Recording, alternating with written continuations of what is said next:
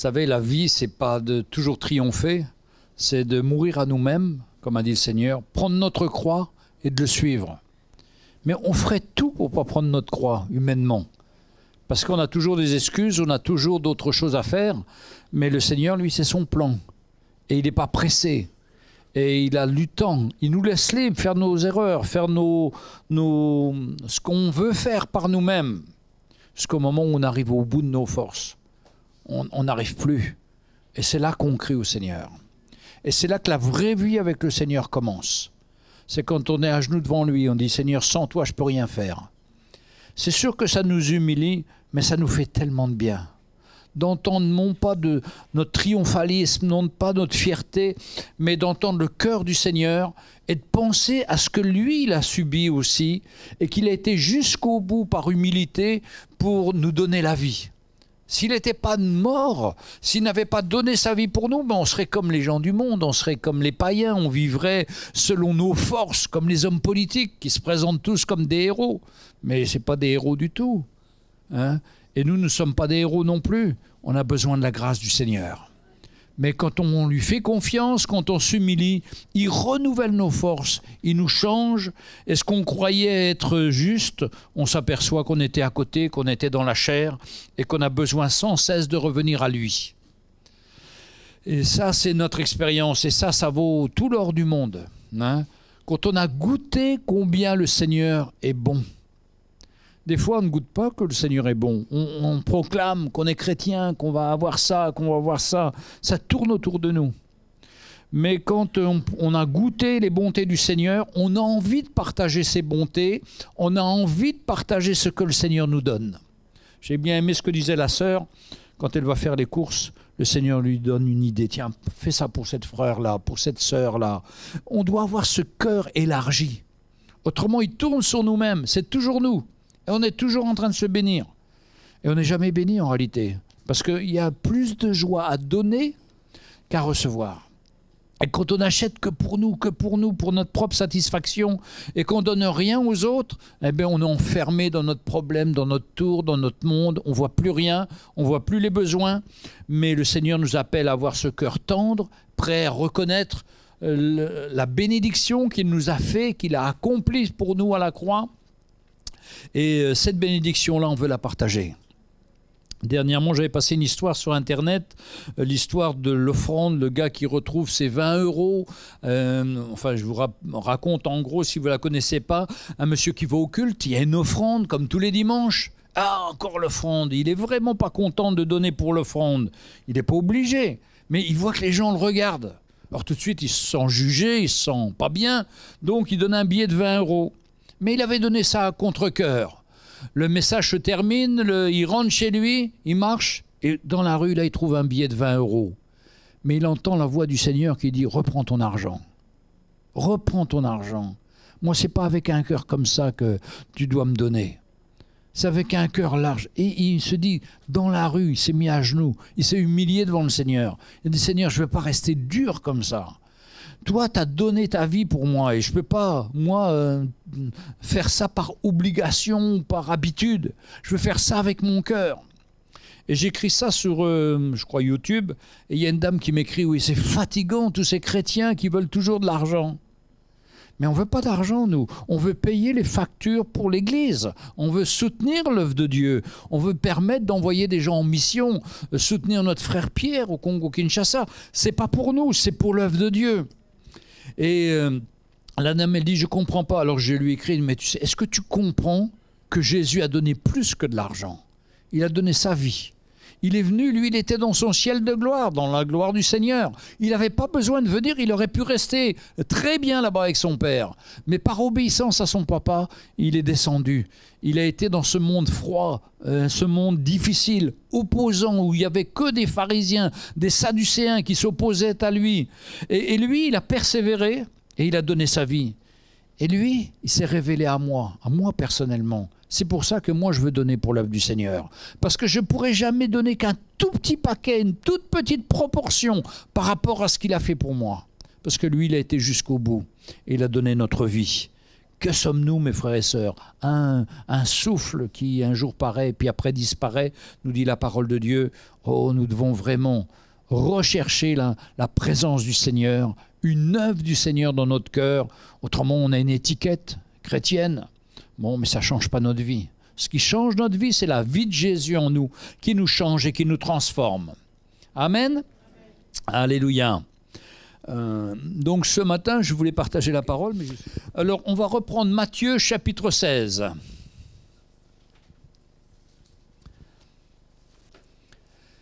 Matthieu chapitre 16, verset 1. Alors, ça commence. Les pharisiens et les sadducéens abordèrent Jésus et pour l'éprouver, lui demandèrent de lui faire voir un signe venant du ciel. Vous voyez la motivation des pharisiens et des sadducéens. Alors, je vous ai déjà raconté que mon fils, quand il était petit, il lisait ce verset-là en disant les Parisiens et les Sadducéens. Bon, il ne savait pas ce que c'était que les Sadducéens. Il parlait de nous, les Parisiens. Il disait, mais pourquoi dans la Bible on parle toujours de nous?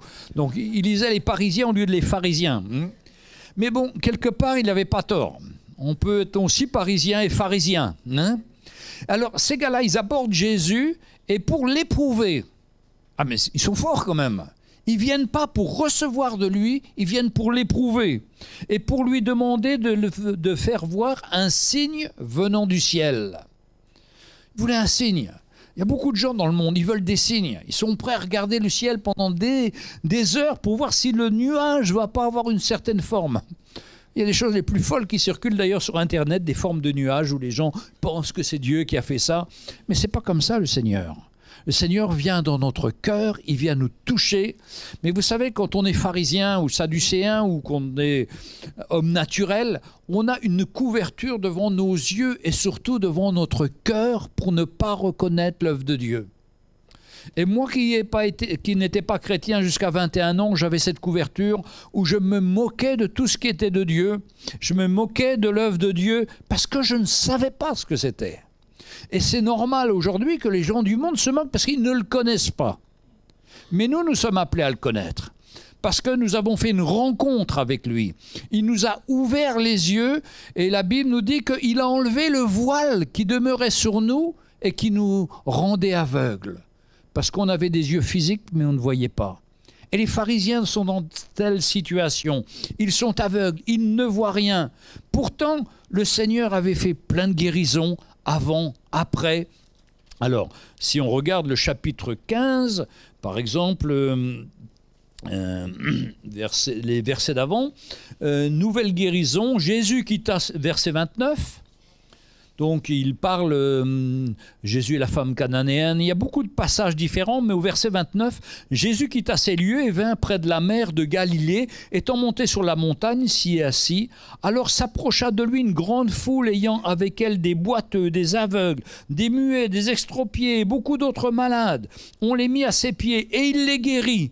En sorte que la foule était dans l'admiration de voir que les muets parlaient, que les estropiés étaient guéris, que les boiteux marchaient, que les aveugles voyaient, et glorifiaient le Dieu d'Israël. Donc tout le monde pouvait voir, mais eux, ils ne voyaient pas. Ils viennent voir Jésus et il leur demande de faire un signe. Il aurait voulu un signe particulier. Alors, Jésus leur répondit, le soir vous dites il fera beau quand le ciel est rouge et le matin il y aura de l'orage aujourd'hui car le ciel est d'un rouge sombre. Vous savez discerner l'aspect du ciel et vous ne pouvez pas discerner les signes des temps. Une génération méchante et adultère demande un miracle. Il ne lui en sera pas donné d'autre miracle que celui de Jonas, puis il les quitta et s'en alla. Vous voyez, il y avait eu plein de miracles avant. Mais eux, ils avaient dans leur cœur de pouvoir voir Jésus faire un miracle, parce que pour eux, Jésus faisait des miracles à travers Satan. C'était vraiment le monde à l'envers. C'est ce qu'ils pensaient. Et que eux, un homme comme Jésus ne pouvait pas faire des miracles pour eux, parce qu'autrement, il était sataniste, c'est-à-dire qu'il était lié à l'ennemi. Mais Jésus faisait des miracles pour faire du bien et guérir tous ceux qui étaient malades. Et vous savez, les pharisiens, ils avaient un souhait, c'est que Jésus fasse revenir la manne du ciel, et ils auraient voulu que la manne retombe sur la terre, comme avait vu Moïse, où ils avaient vu cette manne descendre là. Eux, c'était le miracle qu'ils auraient voulu voir. Ils pensaient toujours être nourris. Mais juste avant aussi le chapitre 16, vous avez le chapitre 15 où Jésus va nourrir 5000 personnes ou 7000 personnes. Verset 32, au chapitre 15, Jésus ayant appelé ses disciples, « Je suis ému de compassion pour cette foule. » Ah, ça commence comme ça déjà. Jésus est ému de compassion pour cette foule. Parce que pour eux, ils sont comme des brebis sans berger, c'est-à-dire abandonnés. Ils ne savent discerner ni leur droite ni leur gauche. Et Jésus évoque de la compassion, de l'amour. Et quand Jésus nous voit, il a de la compassion pour nous. Il a de l'amour pour nous. Il a de la pitié pour nous quand il nous voit enfermés dans nos situations, enfermés dans notre orgueil, enfermés dans nos assurances charnelles, humaines. Il dit, ah, le pauvre. Comme il a pitié de moi de temps en temps, quand je me tiens sur une position qui est une position charnelle et non pas une position spirituelle. Et le Seigneur, dans sa grâce, doit regarder et doit dire, mais il faut que j'envoie mon Saint-Esprit pour le convaincre. Hein. Il faut que j'envoie mon Saint-Esprit pour le renverser. Et vous savez, on peut être renversé par le Saint-Esprit en nous levant le matin, tout d'un coup, on a une conviction. Mais tout ce que j'ai fait, mais j'étais à l'envers. Tout ce que j'ai dit hier, c'est faux. Donc je dois m'humilier. Il y a cette forme où le Saint-Esprit parle. Il y a une autre forme où on va dans le monde. Et les gens du monde nous disent, mais ça va pas. Qu'est-ce que tu racontes? Tu imposes ou tu veux nous faire croire que ton Dieu va pourvoir et que nous, on ne sert à rien? On est remis en cause. Les situations de la vie nous remettent en cause. On fait partie d'une collectivité, on fait partie avec des gens avec qui on rencontre tous les jours, des hommes politiques ou des hommes même complètement qui ne sont pas saints, qui ne connaissent pas le Seigneur. Mais le Seigneur nous dit, je peux même changer le cœur de ces gens-là pour toi, pour te montrer ma grâce. Et c'est pourquoi, face aux autorités, face aux policiers, quand ils vous arrêtent, ça m'est encore arrivé quand j'étais à Maurice dernièrement, j'explique aux policiers, mais c'est pas juste ce qu'il fait là. Puis je me suis dit, je me tais, le Seigneur veut me parler à travers ce gars-là, ben je dois me soumettre, je dois être poli avec lui, gentil, et puis je dois dire, Seigneur, qu'est-ce que tu as voulu me dire? Ah ben tu roulais encore trop vite. Ah ben c'est vrai Seigneur, j'allais encore trop vite. Donc j'ai dû m'humilier, j'ai dû accepter, et ça fait une œuvre, Et à la fin on a dit, mais j'en ai marre de rouler trop vite, il faut que je change. Seigneur, viens à mon secours. Si bien que le Seigneur se cherche des choses du monde, au lieu de se rebeller contre elles, mais pour dire, Seigneur, je veux chercher ton plan dedans. C'est moi qui dois changer. C'est trop facile de dire que c'est de la faute de l'autre. Mais Seigneur, tu travailles notre cœur. Et ces pharisiens-là, s'ils avaient eu cette attitude-là, quand ils ont vu Jésus, au lieu de raconter des histoires, au lieu d'essayer de les prouver, au lieu d'essayer de lui montrer qu'il a tort, si c'était dit, allez, je mets un scotch, Seigneur, j'ouvre mon cœur et je veux recevoir de ce que toi tu fais et de ce que tu vas faire. Mais Jésus, quand il a vu ça, au chapitre 16, il leur a dit, ah, vous savez discerner les choses de la terre. Vous savez discerner le matin, quand le soleil est rouge, ah, il va faire beau là aujourd'hui. Et puis quand c'est rouge mais sombre, oh là là, il va pleuvoir, il y a un orage qui se prépare. Mais vous ne pouvez pas discerner les signes du temps, vous ne pouvez pas discerner le plan de Dieu dans votre vie.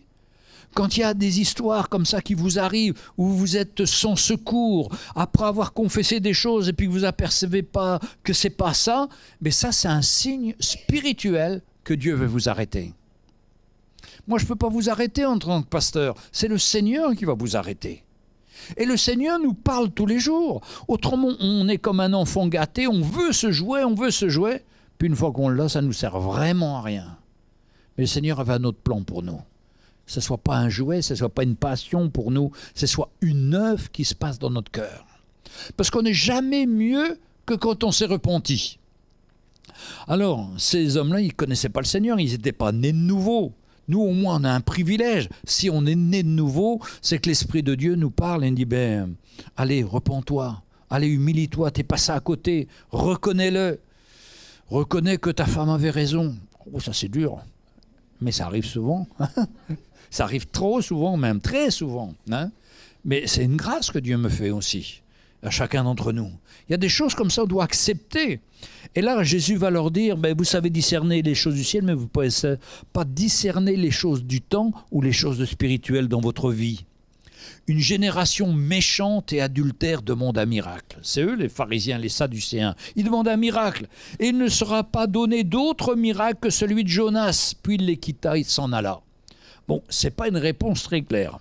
J'avoue que ce miracle de Jonas, bien sûr, ils étaient dans l'Ancien Testament, ils savaient ça, mais le miracle que Jésus parle, c'est Jonas qui est rentré donc dans cette baleine pendant 3 jours, et puis au bout de 3 jours, il a été vomi par la baleine et il est sorti vivant. Et d'ailleurs, on me racontait que dans une école, il y a une institutrice qui explique que la baleine, elle a une chose particulière, c'est qu'elle a un ventre énorme. Par contre, elle a une toute petite mâchoire. Ah bon, disait un élève, mais c'est pas possible ça. Si, c'est comme ça. Alors une petite fille élève, elle dit, mais vous savez dans la Bible, hein, Jonas, il a été avalé par la baleine.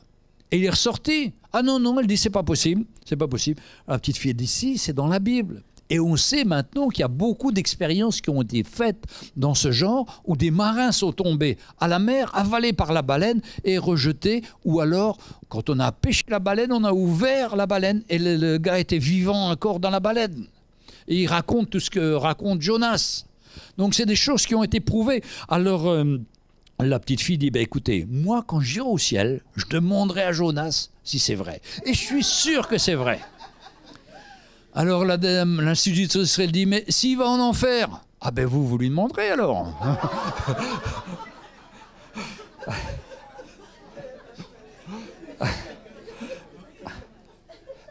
Bon, mais le signe qu'il est parlé là, c'est la mort du Seigneur et sa résurrection. Mes frères et sœurs, on passe par des histoires de mort, nous aussi, de mort à nous-mêmes. Et c'est vrai que, bon, je prends souvent l'exemple de mon fils David, quand il nous téléphonait après avoir reçu le Seigneur, pendant 3 jours, il pleurait, il confessait ses péchés, il n'arrivait pas à sortir, il était toujours dans la repentance. Et c'est bon, plus on fait une repentance prolongée, sincère, plus ça sera une grande aide pour notre vie. Parce qu'on pourra se rappeler d'où on est venu. Le drame souvent dans nos églises, c'est qu'on a entendu qu'on pouvait donner son cœur au Seigneur, on a levé la main, on a été content, mais on ne s'est pas repenti.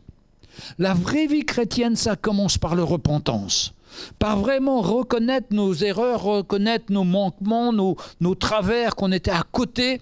On s'humilie devant le Seigneur, on lui demande pardon et ça nous lave, ça nous bénit. Bien sûr, il y a des larmes qui coulent, on est fini, on est découragé, on est abattu. Mais le Seigneur, pendant ce temps-là, est en train de nous laver, nous essorer, je sais pas quoi. Et tout d'un coup, on ressort, je suis une nouvelle créature. Il y a les choses anciennes sont passées, toutes choses sont devenues nouvelles. Et nous, souvent, quand on est venu chrétien, ou comme ma femme avait des parents chrétiens, eh bien, jusqu'au jour où on lui demande si elle a donné son cœur au Seigneur, elle croyait qu'elle était chrétienne, mais elle n'y était pas. Elle n'avait jamais donné sa vie au Seigneur. Et il a fallu qu'elle naisse de nouveau pour vraiment donner sa vie au Seigneur. Et on peut être dans l'église sans être né de nouveau. Et si on n'est pas né de nouveau, ben on est comme ces pharisiens, on est comme ces disciples, on ne comprend pas grand-chose jusqu'au moment où on est saisi par la grâce, nos yeux s'ouvrent et on saisit le plan du Seigneur. Alors, on continue. Alors, il ne leur a donné aucun autre miracle que celui de Jonas, puis il les quitta et s'en alla. Et on voit que Jésus pousse ses disciples, allez, on traverse le lac, on s'en va, on ne va pas rester avec ces pharisiens, ces sadducéens qui ne pensent qu'une chose, c'est me poser des questions pièges. Alors les disciples, en passant verset 5, sur l'autre bord, avaient oublié de prendre des pains. Ah, ils étaient étourdis, comme nous tous, hein. Et alors Jésus leur dit, gardez-vous avec soin du levain des pharisiens ou des sadducéens. Mais les disciples raisonnaient en eux-mêmes et disaient, c'est parce que nous n'avons pas pris les pains. Jésus, l'ayant su, dit, pourquoi raisonnez-vous en vous-même, gens de peu de foi? Voilà ce qui se passe, c'est qu'il y a eu la multiplication des pains, il était resté un grand nombre de corbeilles, et puis dans la précipitation face aux pharisiens, ils montent dans la barque et ils prennent un seul pain. Et Jésus va leur dire, il va essayer de les enseigner spirituellement sur le levain des pharisiens. La Bible est très claire sur le levain. Le levain, c'est une pâte c'est une levure, levure qu'on met dans le pain et qui fait gonfler le pain. C'est le signe pour pour les Juifs comme pour nous, c'est le signe du péché selon la parole. Ça commence par une petite chose qu'on se permet dans notre vie. Cette chose enfle, grandit et prend entièrement notre vie. Comme je vous l'ai dit, j'ai un passé pas très glorieux au niveau de l'alcool et j'ai vu tellement de gens dire un seul verre aujourd'hui, puis après un deuxième, puis après un troisième, et de ne pas pouvoir s'arrêter. Et de partir ça dans la drogue ou dans l'alcool en commençant petitement rien que pour goûter. Et c'est là le piège. Mais le péché, la Bible nous dit, on doit se séparer du péché. Jésus est venu pour nous libérer. Mais à ce temps-là, quand moi je buvais, je n'avais pas la capacité de dire non au péché. Je disais demain je ne bois plus comme tous les alcooliques, demain je ne bois plus, et puis le lendemain je buvais, mais ce sera demain que je ne boirai plus. Et j'avais toujours des promesses extraordinaires qui ne tenaient jamais. Mais quand le Seigneur vous vient et qu'il nous libère, on peut dire merci Seigneur, tu m'as libéré et j'ai plus de crainte, j'ai plus de tentation le lendemain, je suis libéré. Ça, c'est l'œuvre de Christ. Mais l'homme humain, l'homme naturel, il ne peut pas s'en sortir. Il est toujours en train de grandir de plus en plus dans son péché. Et plus vous voyez les gens âgés, plus ils sont souvent abîmés par la vie à cause du péché.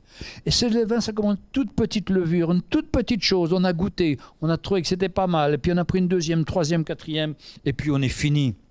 Alors Jésus lui dit, méfiez-vous de ce levain des pharisiens, des sadducéens. Vous savez, dans l'église, c'est pareil. On peut avoir du levain. Tout d'un coup, un frère nous dit une chose un peu bizarre, une chose contre le pasteur. Ouais, le pasteur, c'est pas un homme parfait. Il y aura toujours des choses contre le pasteur, ou contre sa femme, ou contre quelqu'un.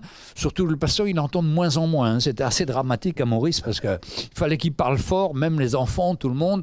On voit qu'au fur et à mesure des années, ça s'arrange pas, mais ça s'empire. Donc il y a toujours des défauts.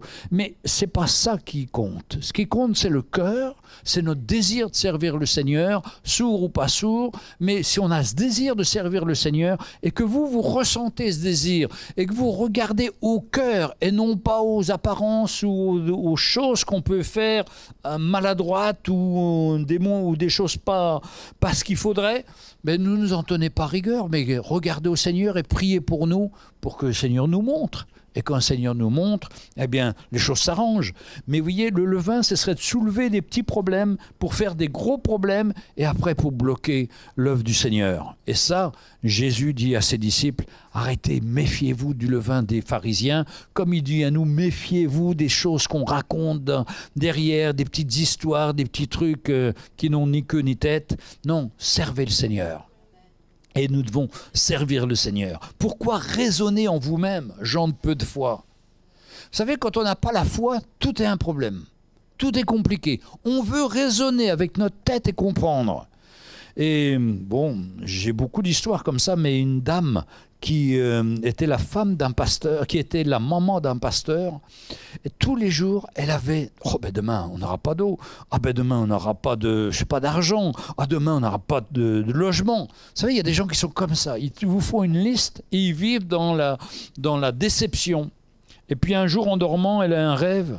Elle voit qu'elle arrive là dans un endroit où il y a l'ennemi de nos âmes. Ils mettent des petits cailloux noirs par terre sur la route.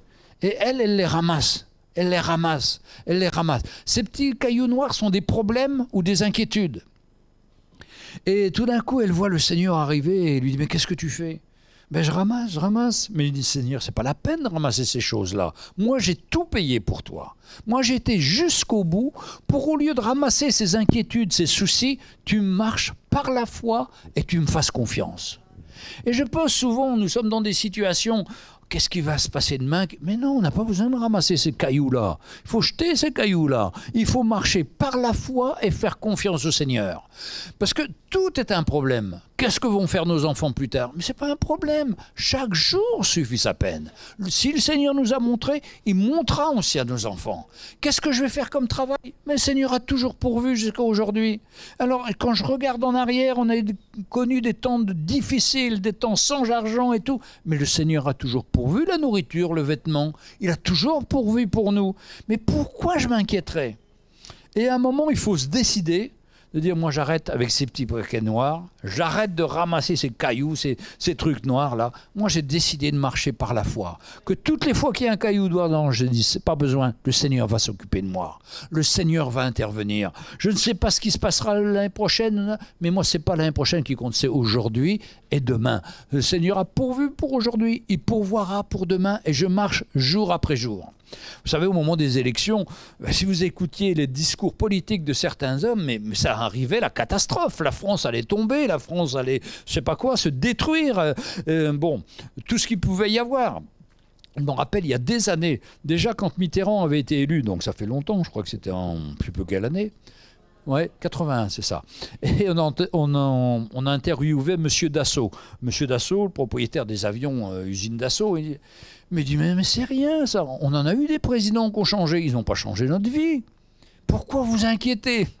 Et c'est vrai. Et lui qui avait beaucoup d'argent et tout, mais il s'est associé avec le gouvernement pour monter ADS ou je sais pas quoi. Il s'est bien débrouillé. Personne n'a à s'inquiéter. Nous, on est associés avec le Seigneur. Pas avec les hommes politiques, mais avec le Seigneur. Et le Seigneur, dans sa grâce, va pourvoir pour nous. Donc pas d'inquiétude, ramassons pas des fardeaux inutiles. Le Seigneur, dans sa grâce, pourvoira, il nous donnera ce qu'il faut. Et c'est à ça que nous sommes appelés, à marcher par la foi. Hein? Jésus leur dit, vous raisonnez en vous-même, gens de peu de foi. Frères et sœurs, il faut reconnaître que quand on raisonne, ça va pas loin et c'est toujours sans la foi. On cherche une solution, on cherche un moyen. Il faut arrêter de raisonner. C'est fatigant. Alors, bon, je sais que j'ai rencontré un jour une sœur qui m'a dit « Mais moi, j'ai un petit ordinateur dans la tête, je ne peux pas l'arrêter. » Bon, moi, je n'ai pas d'ordinateur, j'ai rien, il s'arrête tout de suite. Moi, si je demande au Seigneur, il va s'arrêter. Je sais qu'il y a des gens qui sont plus compliqués que les uns que les autres. Mais je suis sûr qu'on peut débrancher les frères et sœurs. Hein. Je suis sûr que le Seigneur peut nous libérer pour arrêter de nous inquiéter et au contraire lui faire confiance. Et quand on se tourne vers lui, c'est là qu'on voit sa grâce. C'est là qu'on sent, mais qu'est-ce que j'ai été sot de m'inquiéter. Parce que quelques semaines après ou quelques jours après, le Seigneur avait une solution. Mais vous savez, cette solution, j'y avais pas pensé parce que je suis pas assez intelligent. Mais lui, il est créateur, lui, il est créatif. Lui, il a des idées que moi, je n'ai pas. Et quand lui intervient, oh ben, je dis, mince, je n'avais pas pensé à celle-là, mais le Seigneur a fait. Gloire au Seigneur. Et notre vie chrétienne, ça doit être une vie de foi ou une vie où on s'attend au Seigneur. Bon, bien sûr, on a des choses à faire. Hein, la Bible nous dit que celui qui ne travaille pas ne mange pas non plus. Donc il y a des choses où on doit faire les choses. On doit travailler, on doit se mettre à l'heure. On doit faire notre part, mais pour le reste, on s'attend à lui. Et vous savez, quand on a fait notre part, on peut rentrer chez soi en disant « Merci Seigneur, j'ai fait ce que tu m'as demandé ».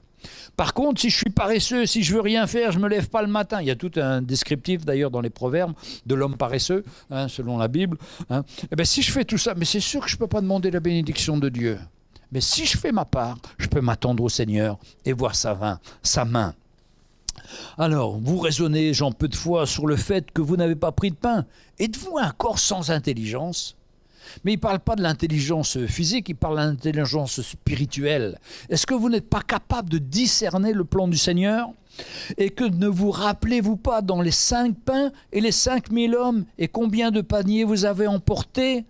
Et vous ne rappelez pas non plus les 7 pains des 4000 hommes et combien de corbeilles vous avez emportés? Le Seigneur l'avait prouvé qu'il était capable de multiplier de pain. Même s'ils avaient pris qu'un pain, une seule petite brioche, le Seigneur pouvait le multiplier. Il était avec eux. Il n'est pas limité, lui. C'est nous qui le limitons. Et eux, au lieu de s'inquiéter du levain des pharisiens, ils voient ce petit pain et ils disent « mince, on a oublié les autres ». Et ils restent avec ce pain, et ils restent, et ça tourne. Bien sûr, ils sont 12 ou 13, et avec un petit pain, on ne va pas nourrir tout le monde. Mais avec le Seigneur, il a nourri 4000 hommes, 5000 hommes. Il est capable de tout. Il est capable de prendre soin de nous. Il est capable d'intervenir.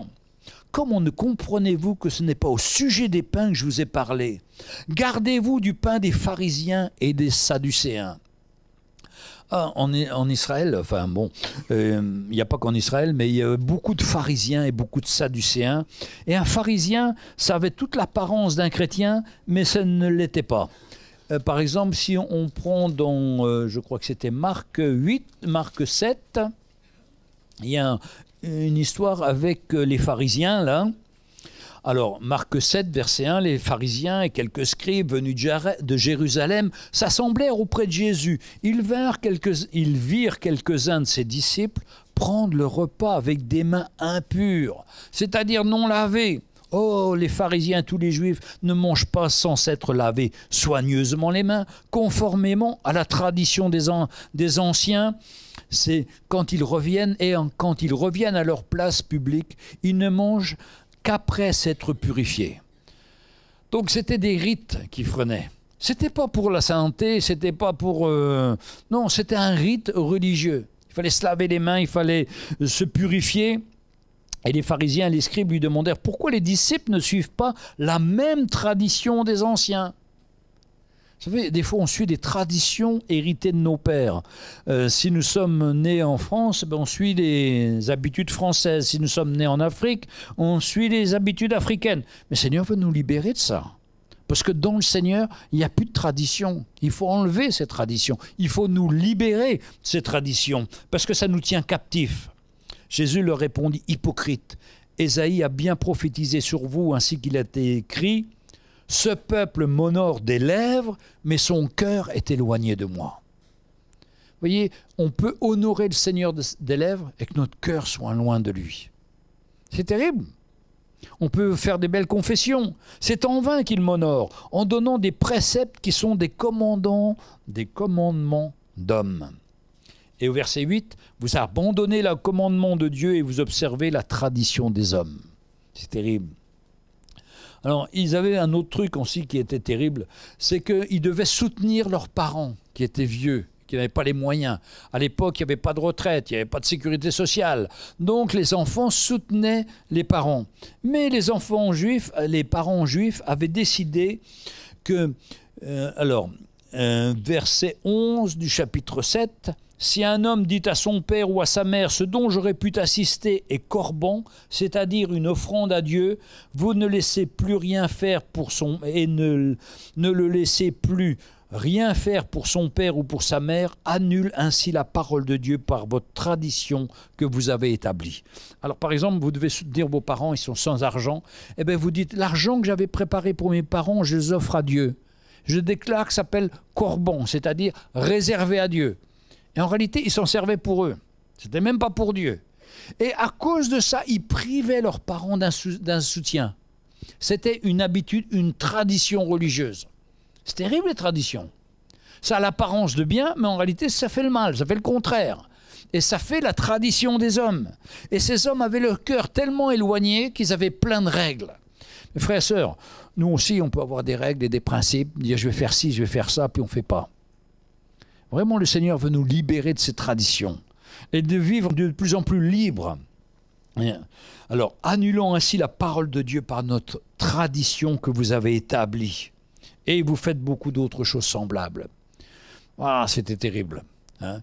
Et il n'y avait pas que les pharisiens, il y avait les sadducéens aussi, eux qui ne croyaient pas à la résurrection des morts, qui ne croyaient pas aux anges, qui avaient d'autres conceptions. Et puis il y avait le troisième famille, c'est les Essiens. Attendez. Hop.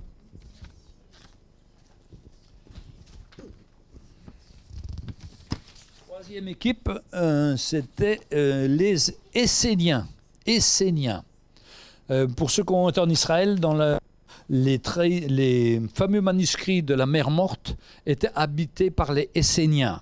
On n'en parle pas dans le Nouveau Testament, très peu dans l'Ancien Testament, mais c'était un troisième mouvement parmi les Juifs pour proclamer la pureté, la vie biblique dans l'Ancien Testament. Ils ne connaissaient pas Jésus, mais ils appliquaient la loi à la lettre. Et puis en 68, quand il y a eu la destruction de Jérusalem en l'an 70, mais la première révolte des Juifs, ils ont été tués. Mais avant, ils s'étaient cachés dans des cavernes, et dont les cavernes à Qumran, près d'Engedi, près de la mer Morte. Engedi, c'était là où David se cachait quand Saül cherchait, essayait de l'atteindre. Et là, ils ont retrouvé des manuscrits.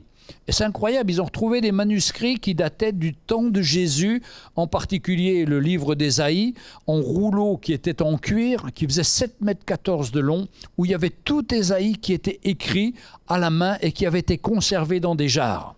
Et quand ils l'ont sorti, en 1950 et en 1958, quand ça a été exposé, on pouvait lire le livre d'Ésaïe comme on le lit aujourd'hui dans notre Nouveau Testament. Prouvons ainsi que la parole de Dieu n'a pas été modifiée, n'a pas été changée, mais que c'est exactement ce qui avait été écrit. Pour ça, les copistes, ils changeaient, ils comptaient le nombre de lettres, ils écrivaient à la main, ils vérifiaient le nombre de lettres pour être sûr que la parole de Dieu reste intacte. Incroyable. Et on a retrouvé tous ces morceaux ou ces parchemins dans 12 grottes. Il y en a à peu près 40 là-bas. On peut les visiter. Il y a une espèce de jarre dans lequel contenaient ces manuscrits. Il y avait d'autres grottes où on n'avait pas mis de manuscrits. Ils étaient beaucoup plus abîmés. Et puis, ça s'appelle comment dirais-je, le salon pas le salon du livre, mais l'expo du livre à Jérusalem, où tous les morceaux sont étalés. On peut les lire. Et sur le mur est ventilé avec de l'eau, avec de la clim, pour pas qu'il s'esquinte. Mais nous pouvons voir cette parole du Seigneur qui date de cette époque, qui avait été faite par donc les Esséniens. Voilà. Donc, vraiment, le Seigneur a toujours veillé sur sa parole, même si c'était des gens qui ne connaissaient pas le Seigneur Jésus et qui n'ont pas connu Jésus parce qu'ils sont morts en l'an 68. Et à l'époque, ils ne pouvaient pas aller à Jérusalem parce qu'ils étaient enfermés dans ces montagnes. Mais Dieu a toujours mis la main sur son peuple. Dieu a toujours été fidèle. Tout ça, mes frères et sœurs, pour vous encourager. Nous servons un grand Dieu qui a tout prévu pour notre vie, qui a un grand plan pour chacun d'entre nous. Mais le plus dur, c'est notre carapace, c'est notre dureté de cœur, c'est notre apparence qui vient et qui fait de nous des hommes fiers de nous, contents. Le Seigneur a besoin de taper à la porte de notre cœur pour qu'on puisse briser notre cœur et qu'on puisse demander au Seigneur son aide et sa grâce afin que notre cœur s'ouvre et que notre cuirasse puisse être percée pour que la parole de Dieu puisse toucher notre cœur, nous amener à une vraie repentance, à un désir de nous approcher de lui. Et quand on a ce désir de s'approcher de lui, ça ne c'est pas pour une fois, c'est pas uniquement pour le dimanche, mais c'est pendant la semaine. Seigneur continue son œuvre et qu'on marche avec le Seigneur dans une relation profonde, moment après moment. Je suis persuadé que c'est une grâce d'entendre le Seigneur, c'est merveilleux d'être touché par le Seigneur, mais il faut que ça continue. Et il faut prendre sa croix, et c'est cette croix, à travers l'épreuve, à travers les difficultés que l'on a, où on appelle le Seigneur, qui continue à œuvrer dans notre cœur jour après jour. La Bible, il ne faut pas déposer notre croix. Il ne faut pas dire « Ah, ça y est, j'ai fini avec ça. Je pars en vacances, ça va aller très bien. » En vacances, c'est souvent catastrophique. Hein? Non, on a besoin de dire « Seigneur, donne-moi ta grâce pour aujourd'hui. Je puisse porter ma croix aujourd'hui. Face aux situations difficiles que j'ai, je sais que tu vas être avec moi. » Et vous savez ce que nous, on ne peut pas faire. Lui, le Seigneur, dans sa grâce, il le fait. C'est ça la grâce, c'est au-delà de nos forces, on ne peut pas nous, mais lui il peut et il vient à notre secours pour nous fortifier et pour nous mettre la main. Alors trop souvent on dit allez moi j'arrête, je suis trop fatigué. Non, non, le Seigneur nous dit allez continue, je serai avec toi, je vais t'aider, tu vas voir ta main, tu vas voir ma main, c'est moi qui va faire. Et c'est tellement reposant de savoir qu'il est avec nous, qu'il prend en charge les situations, qu'il a un plan qui nous conduit. Nous, on n'a qu'une chose à faire, c'est de rechercher cette communion avec lui. Et puis dire, Seigneur, continue à me garder, à me fortifier, à parler à mon cœur, à me garder cet esprit d'humilité que je n'ai pas naturellement. Personne n'a l'humilité naturellement. Mais il y a une œuvre qui se fait dans mon cœur. Je suis en train de mourir à moi-même et j'ai envie de voir ta gloire se manifester. Et Dieu est fidèle. Il ne faut pas arrêter quand on a un fardeau. Il ne faut pas arrêter. On a tous des fardeaux, on a tous des croix. Et on doit aller jusqu'au bout, jour après jour, comptant sur le Seigneur. Et sa grâce va nous aider. Et combien de fois j'ai vu des situations où, à travers un drame ou une situation difficile dans notre vie, on a pris la croix, on a demandé l'aide du Seigneur, ça s'est retourné à devenir une bénédiction et une force pour servir le Seigneur. Parce que sans cette croix, en se croyant libre, en faisant notre chair, on va se perdre, on va aller très loin. Mais si on laisse l'œuvre du Seigneur, on va voir sa main et sa fidélité. Et c'est lui qui va nous garder. Et à la fin, on redira, merci Seigneur, tu es bon pour moi et tu prends soin de moi. Donc, ne refusons pas nos croix, mais acceptons-la. Demandons au Seigneur son aide, son soutien, et il est fidèle pour intervenir et manifester sa grâce. Quelle que soit la croix auquel vous faites face, quelle que soit la situation auquel vous faites face, la grâce de Dieu est là. L'œuvre de Dieu, la main de Dieu est là, est tendue vers nous, pour nous relever, pour nous encourager et pour qu'on puisse continuer le chemin. Maintenant, si vous n'avez pas encore donné pleinement votre vie au Seigneur, vous avez entendu parler de lui par vos parents ou par qu'importe, mais vous n'avez pas reçu dans votre cœur, il faut vraiment commencer par là. Ouvrir son cœur, s'humilier, recevoir le Seigneur, dire Seigneur, mais je ne comprends pas grand-chose, je ne sais pas où j'en suis, mais je veux m'avancer vers toi, et toi tu vas t'avancer vers moi. Et je suis sûr que le Seigneur va nous toucher. Et puis ceux qui passent aussi par cette croix, ben, on est là ensemble. On va prier pour vous, on va s'attendre à la grâce du Seigneur. Il est fidèle. Il est capable d'enlever toute cette cuirasse, toute cette apparence pour nous libérer et faire de nous des hommes et des femmes qui aimons avec notre cœur, qui marchons avec lui de cœur à cœur et il nous conduit et il nous dirige. Il est fidèle. Amen. Alléluia. On va se lever, on va prier le Seigneur et on va proclamer qu'il est fidèle et qu'il prend soin de nous.